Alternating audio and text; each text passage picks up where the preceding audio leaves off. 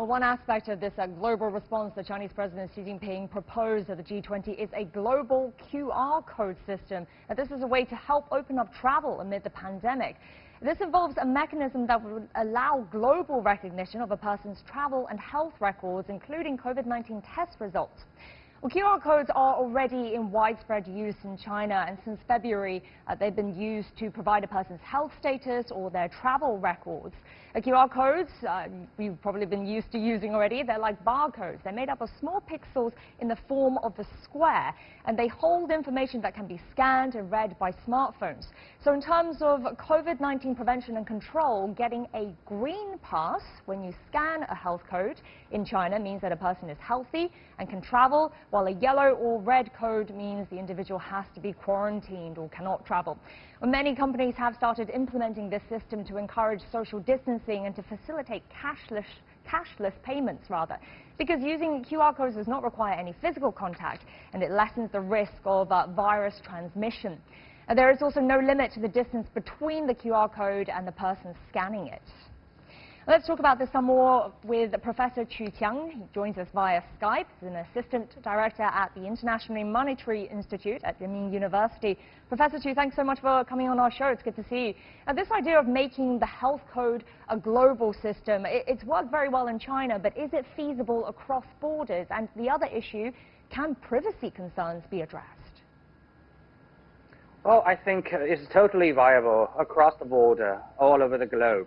Well, in China, ever since the early of the March, when China just faced the outbreak of the COVID-19, we've been using the QR code or the health code to just verify people's health status.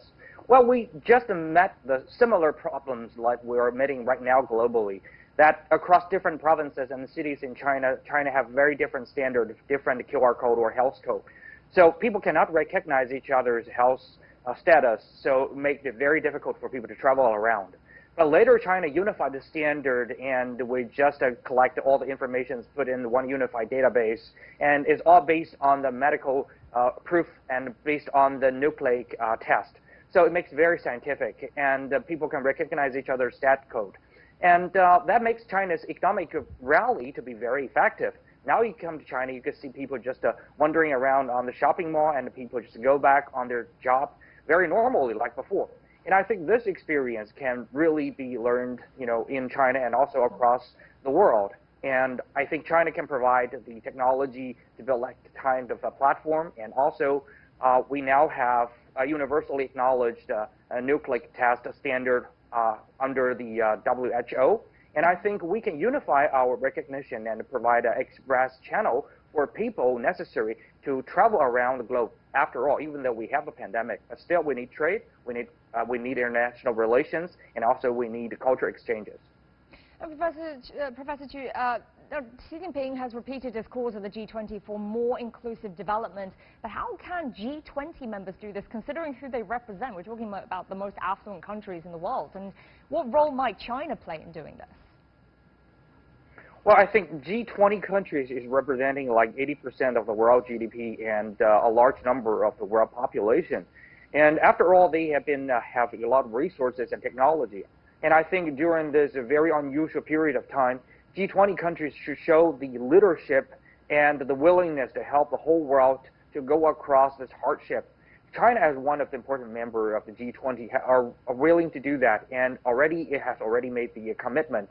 For example, China are making the commitment to provide the vaccines to the underdeveloped countries. And also besides the vaccine and the cold chain technology, delivery system, and also the cashless payment technology are all providable to the country who need this. And also China are willing to provide its soft technologies, like how we can make the policy working to prevent and control the pandemic spreading, and how to organize people in a community to fight against this pandemic. And I think China has already been ready to provide and to commit. And I think other G20 countries are also in the same team. They're willing to do that. All right. Well, Professor, it's a pleasure speaking to you. Thank you so much for your insights and your time. We appreciate it. Professor Chu Qiang with Renmin University.